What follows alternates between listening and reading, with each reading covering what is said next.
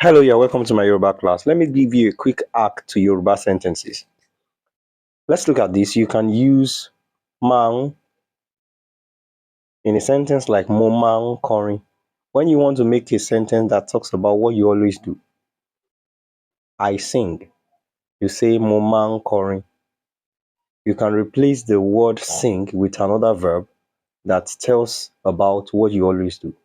And you have mo mang shere, mo mang soro. That's I talk. Mo mang jo, I dance. On and on like that.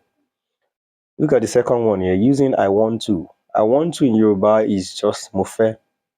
So you can combine that with any verb of your choice. For instance, you can say mofe soro, which means I want to talk. You can also say mofe jeun, I want to eat. Mofe shere, I want to play. Mofe rin, I want to walk. Mofe shishe, I want to walk. Look at this, using I can in Yoruba sentences. I can is mole.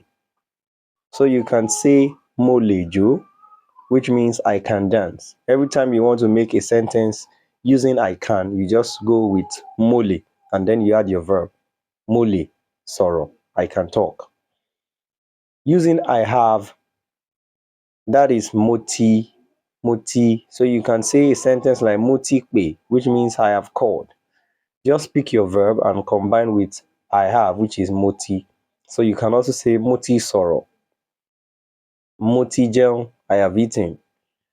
Moti shere, I have played. Moti de, I have arrived. Using I will, which is moma. When you want to say something like I will come, you have moma wa. I will eat, moma jeun. I will sit, moma joko. I will wait, moma duro. This is part one. Watch out for my next post where I'll be talking about part two of this same arc.